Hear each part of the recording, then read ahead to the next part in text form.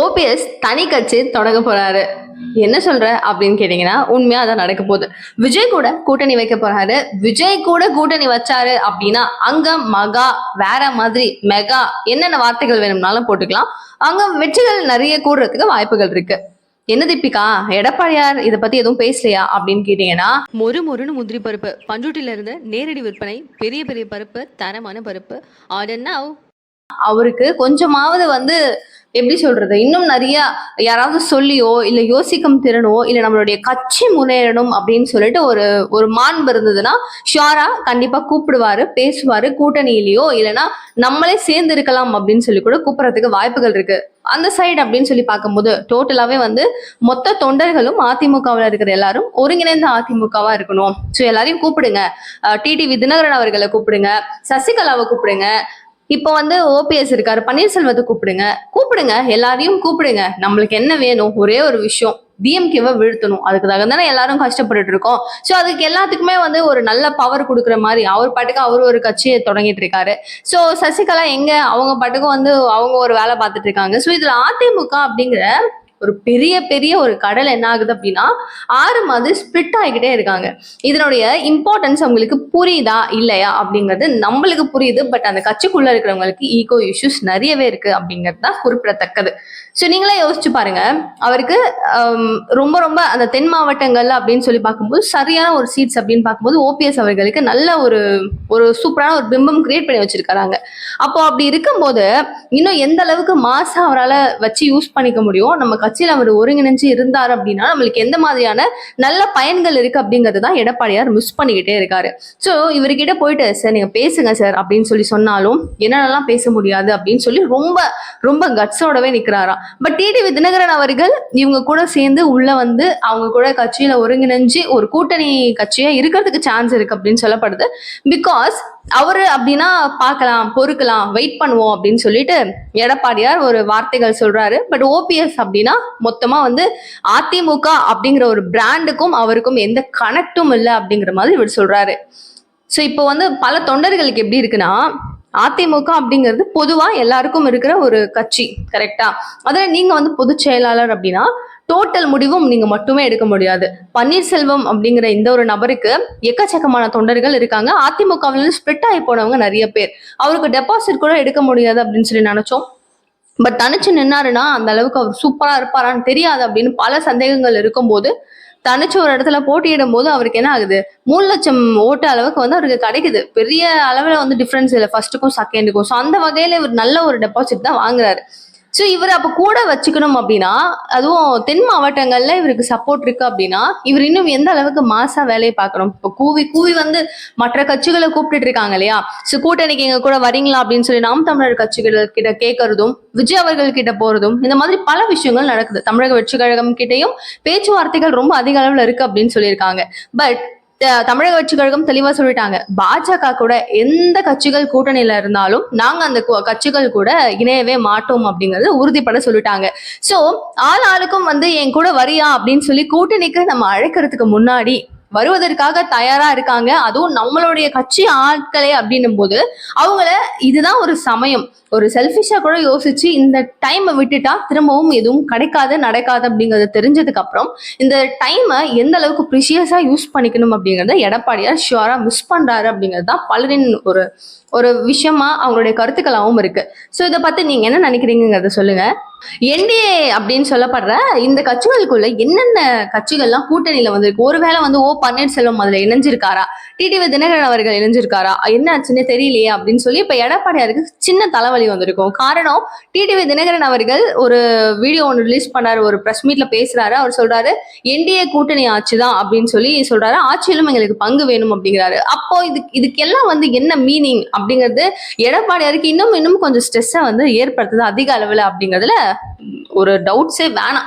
So இந்த அளவுக்கு மாத்தி மாத்தி சண்டை பிரச்சனைன்னு போய் அங்கங்க போய் நான் போய் களத்துல இறங்கி வேலை பார்க்கறேன் அப்படின்னு சொல்லி இடமிடமா போயிட்டு அவர் பிரச்சாரம் மேற்கொள்ளும் இதே இடத்துல பன்னீர்செல்வம் அவர்களும் இருந்தாரு அப்படின்னா அவருக்கு சூப்பரான ஒரு சப்போர்ட் இருக்கு. டிடிவி தினகரன், சசிகலா அவங்களால முடிஞ்ச அளவுக்கு அவங்களும் இங்க அதிமுகவை டெவலப் பண்ணட்டுமே, நம்மளுடைய கட்சி மட்டும்தான் அப்படின்னு இல்லாம எல்லாருமே டெவலப் பண்ணட்டுமே, இது எல்லாருடைய கட்சி தானே அப்படிங்கிறது எல்லாருடைய மனசிலும் பெரிய அளவுல இருந்துட்டு இருக்கு.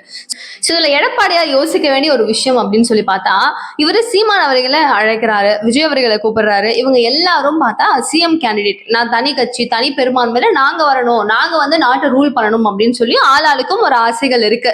நீ ஏன் வந்து இந்த கட்சியில கூட்டணிக்கு வந்தா அப்படி கிடையாதா அப்படின்னு சொல்லி கேட்டீங்கன்னா, இதுல ஆட்சியிலும் பங்கு அப்படின்னு சொல்லி அழுத்தமா பாத்தீங்கன்னா அமித்ஷா சொல்லிட்டு இருக்காரு, அண்ணாமலை சொல்லிட்டு இருக்காரு. ஆனாலும் நாங்க என்ன வந்து முட்டாளா, எங்களுடைய கட்சிகள்லாம் வந்து என்ன முட்டாளா அப்படின்னு சொல்லிட்டு ரொம்ப அழுத்தமா இவரும் அதுக்கு இல்லை அப்படிங்கிற பதிலே தான் சொல்லிட்டு இருக்காரு. சோ இப்ப சீமான் அவர்கள் உள்ள இணைஞ்சாலும் அவருக்கான பொறுப்பு என்னவா இருக்கும் அப்படிங்கிற ஒரு கேள்வி இருக்கு. பிகாஸ் எல்லாரும் சிஎம் கேண்டிடேட் அப்படிங்கிற ஒரு பெரிய இலக்குக்காக போராடிட்டு இருக்காங்க. இந்த நேரத்துல இவ்வளவு டிமாண்ட்ஸ் அங்க இருக்கும் போது எல்லார்கிட்டையும் கேட்கும் போது ஓபிஎஸ் கிட்ட எல்லாம் கேட்கறதுல என்ன ஆயிட போகுது அப்படிங்கிறது தான் எல்லாருடைய ஒரு மனநிலையாவும் இருக்கு. சோ 2016ல 45% டெபாசிட் இருந்த அதிமுகவுக்கு 2021லயே வந்து 33.something% டெபாசிட் மட்டும் தான் உங்களுக்கு கிடைச்சிச்சு.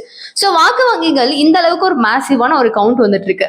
சோ இப்போ இதுல ஓபிஎஸ் கூப்பல்ல அப்படின்னா இம்பாக்ட் என்னங்கிறது நம்மளுக்கு தெரியும். பட் இருந்தாலும் எடப்பாடியாருக்கு ஓகே நான் என்ன வின் பண்ணலன்னா பரவாயில்ல, டிஎம்கே கூட ரூலிங் பார்ட்டியா இருந்துட்டு போதே, நான் வந்துட்டு பிரதான எதிர்கட்சியா உட்கார்ந்துட போறேன், அப்படியும் எதிர்கட்சியா வரலையா, எனக்கான ஒரு பெர்சன்டேஜ் வரலையா, ஓகே. அதுவும் இல்லாம நெக்ஸ்ட் நம்மளுக்குன்னு ஒரு டெபாசிட் அதிமுகவுக்கு ஒரு பிராண்ட் இருக்கு, அதை வச்சு நம்ம போட வச்சுக்கலாம், அதை வாங்கின எல்லாமே இருக்கே அது போதுமே அப்படின்ற மாதிரி ஒரு மனநிலை அவருக்கு இருக்கா என்னவோ அப்படிங்கிற ஒரு கேள்வி அரசியல் புரட்சியாவும் இருக்க செஞ்சுட்டு இருக்கு. இல்லைன்னா இதை எப்படி அவர் தவற விடுவாரு ஐயோ அப்படின்னு தான் அரசியல் விமர்சகர்கள் பல பேர் புலம்பிட்டு இருக்காங்க. இவர் இன்கேஸ் இப்ப போயிட்டு அதிமுகல இருந்து ஓபிஎஸ் அவர்கள் வேற ஒரு கட்சி எடுத்துட்டு போயிட்டு விஜய் கூட இணைஞ்சிட்டாரு அப்படின்னா அங்க இருக்கிற சீனை யோசிச்சு பாருங்க. அதோட சிறுபான்மையினரோட ஓட்டு நிறைய வந்து விஜய் அவர்கள் தான் வாங்க போறாரு அப்படின்னு சொல்லி நிறைய விஷயம் இருக்கு. நடைமுறையில சாத்தியமா தீபிகான்னு கேட்டீங்கன்னா எஸ், அப்சல்யூட்லி உண்மை, அது நடக்கும் கூட. ஏன்னா அவர் கிறிஸ்துவ மதத்தை சார்ந்தவர் அப்படிங்கிறதுனால இப்ப ரீசெண்டா சேலத்துல வந்து ஒரு கூட்டம் நடக்குது. அங்க இவ்வளவு நாள் இல்லாம புசியானந்த் பேசும்போது விஜய் அதாவது ஜோசப் விஜய் அப்படிங்கறத மென்ஷன் பண்றாரு, லேட்டரா தளபதி அப்படின்னு சொல்றாரு. சோ இந்த மாதிரியான விஷயங்கள் கொஞ்சம் கொஞ்சமா மக்கள் மத்தியில இவன் நம்மளுடைய கம்யூனிட்டி சேர்ந்தவன், நம்ம அவனுக்கே ஓட் பண்ணி பெரிய ஆளா ஆக்கணுமே அப்படின்னு இருக்கும். ஒரு பெண்கள் இருக்காங்களா, அந்த பொண்ணு நம்ம வந்து இது பண்ணணும், அவளுக்கு நம்ம ஓட் போட்டா சூப்பரா வந்துடலாம், லைக் எல்லாருக்கும் இருக்கிறது தான். இப்ப என்னுடைய ஒரு கம்யூனிட்டிக்கானவங்க வந்து ஆட்சி பண்ணா நல்லா இருக்கும் அப்படிங்கிறது ஒரு பெரும்பான்மையான ஒரு மனசு மைண்ட் செட் அப்படிங்கிறது பல பேருக்கும் இருக்கு. இவங்க நல்லா இருப்பாங்களா, இவங்க நல்லா செய்வாங்க அப்படிங்கறத தாண்டி என்னுடைய கம்யூனிட்டினா எனக்கு ஒரு பெருமை அப்படிங்கிற மாதிரி தான் மக்கள் மத்தியில் எல்லார் மத்தியிலையும் ஊறி போயிருக்கு. இதுல எல்லாம் கிடையாது தீபிகா நீங்க சொன்னீங்கனாலும் அது உள்ள நீங்களே யோசிச்சு பாருங்க, அப்படிதானா அப்படின்னு கேட்டீங்கன்னா அப்படிதான் இருக்காங்க எல்லாரும் இல்லையா. சோ இதெல்லாம் இந்த நெக்ஸ்ட் டிபேட்டுக்கு இதுக்கு போவோம். என் தாவேகா இப்போதைக்கு என்ன பண்ணணும், அவங்களுக்கு டார்கெட்டே வந்து சிறுபான்மையினர் மட்டும்தான். சோ அது வந்து கன்ஃபார்மா டிஎம்கேக்கு போற ஓட்டும் அதிமுகக்கு போற ஓட்டும் ஸ்பிளிட் ஆகி இவங்களுக்கு தான் வந்து சேர போகுது. என் குரான் மேல சத்தியம் அப்படின்னு சொல்லி யாதவ் அர்ஜுனா ஒரு பக்கம் டிபேட் போட்டு இப்போ அவங்களும் என்ன பண்ணிட்டாங்க, இவங்களுக்கு சப்போர்ட்டா வந்துட்டாங்க. மீதி மதம் வந்து நாங்களாம் உங்களுக்கு தேவையில்லையா அப்படிங்கிற அளவுக்கான ஒரு கேள்விகளும் கேட்க ஆரம்பிச்சிருக்காங்க. சோ ஃபைனல் டச் அப்படின்னு பார்க்கும்போது கன்ஃபார்மா தாவேகா விஜய் அவர்கள் சிறுபான்மையினருடைய ஓட் எல்லாத்தையும் எடுத்துட்டு போயிடுவாரு. சோ ஓபிஎஸ் இன்க்ளூடடா உள்ள வராரு அப்படின்னா அங்க நடக்க போற விஷயங்களும் வேற மாதிரி இருக்க போகுது. சோ அந்த சைட்ல தென் மாவட்டங்கள்ல முக்கியமான இடங்கள்ல இவரை நிலை நிறுத்தி இவரும் வந்துட்டு இப்ப நான் சிஎம் ஆகிறேன் அப்படின்னா ஓபிஎஸ்க்கு நான் வந்து துணை முதலமைச்சர் கேண்டிடேட் அப்படிங்கிற ஒரு பதவியை நான் கொடுத்துருவேன் அப்படின்னு சொன்னா அதை விட வேற என்னப்பா வேணும் அவருக்கு. அதிமுகவுல எனக்கு எதுவுமே கிடையாது அப்படின்னு சொல்லிட்டு இருக்கிற நீங்க அங்க போனா எனக்கு வந்து சூப்பரான ஒரு கேண்டிடேட்ன்ட்டு ஒரு நல்ல மரியாதையும் எனக்கு அந்தஸ்தும் கிடைச்சிட போகுது. பிகாஸ் அவர் நிறைய விஷயங்களை பார்த்திருக்காரு, அவர் ஹாப்பியா அங்க போறதுக்கும் சான்ஸ் இருக்கு. இவ்வளவு சான்சஸ் அவர் கையில வச்சிருக்காரு. பட் அவர் ஜெயிக்குதோ தோய்க்குதோ அது என்ன நடந்தாலும் சரி, அந்த கட்சின்றதை இன்னும் கொஞ்ச நாள் அவர் உழைச்சாரு கூட இருந்ததுன்னா என்னைக்காவது ஒரு நாள் சீட்டு எங்க பார்லிமெண்ட் குள்ள போறதுக்காவது சான்ஸ் இருக்கும்ல. சோ எனிவே இதுல என்ன சொல்யூஷன் எடுக்க போறாங்க அப்படிங்கறத பார்ப்போம். அண்ட் இன்னொரு பக்கம் விசிகாவை வந்து விடுதலை சிறுத்தை கட்சிக்கிட்டையும் போயிட்டு நீங்க வாங்க எங்க கூட்டணிக்கு அப்படின்னு சொல்லிட்டு எடப்பாடியார் கூப்பிட்டதாகவும் நான்லாம் வரமாட்டேன் அப்படின்னு மறுக்கிறதாகவும் சில பேச்சுகளும் இருக்கு. இதுல இந்த கட்சியை விட்டு நான் வெளியவே வரமாட்டேன் அப்படின்னு சொல்லிட்டு ரொம்ப ரொம்ப ஸ்ட்ராங்கா விசிகா எப்படி பிடிச்சிட்டு இருக்காங்கன்னு நம்மளால பார்க்க முடியுது. கரெக்டா? நான் அந்த கட்சியை விட்டே வரமாட்டேன், என்ன நடந்தாலும் சரி அப்படின்னு சொல்லிட்டு திமுகவை விட்டு அவங்க விலகிறதுக்கான வாய்ப்புகளோ அவகாசங்களோ அங்க இல்ல. ஏன் காரணம் என்ன? அதிமுக ஒற்றுமை இல்ல. அதிமுக இதுவே முன்னாடி இருந்த மாதிரி ஒரு பலம் இருக்குதுன்னு வச்சுக்கோங்களேன், அந்த கட்சியில இணையறதுக்காக எல்லாரும் கன்ஃபார்மா வருவாங்க. பட் ஸ்டில் அங்கேயே நிறைய ஒற்றுமை இல்லாம அங்க போனா நம்மளால ஜெயிக்க முடியுமா, நம்மளுக்கான கவுண்ட்ஸ் கிடைக்குமா அப்படின்னு அவங்களுக்கே ஆலோசனைகள் பல இருக்கிற காரணத்தினால ஒரு பெரும் சந்தேகம் தான் அவங்க கூட எல்லாம் கூட்டணி வைக்கிறதுக்கு அப்படிங்கிறது குறிப்பிடத்தக்கது. ஒரு காலத்துல அதிமுக அப்படின்னா பல கூட்டணி கட்சிகள் வந்து அப்படி கெஞ்சிட்டு இருப்பாங்களாங்க. அப்போலாம் நம்ம எல்லாம் வந்து அந்த கட்சியில சேர்த்துக்க மாட்டாங்களா, நம்ம கூட்டணி கட்சினா ஒரு கெத்தா அதிமுக கூட்டணி கட்சி அப்படின்னு சொல்லிக்கலாமே அப்படின்னு சொல்லி அந்த அளவுக்கு பேர் நிப்பாங்களாம். பட் ஸ்டில் டேட்ஸ் அப்படின்னு சொல்லி பார்க்கும்போது அதிமுகவுல எல்லாரும் கூச்சல் போட்டு எங்க கூட்டணிக்கு வரீங்களா வரீங்களா அப்படின்னு சொல்லி கேட்கும் வகையில மொற்றமே வந்து அரசியல் மாற்றமே ஏற்பட்டிருக்கு.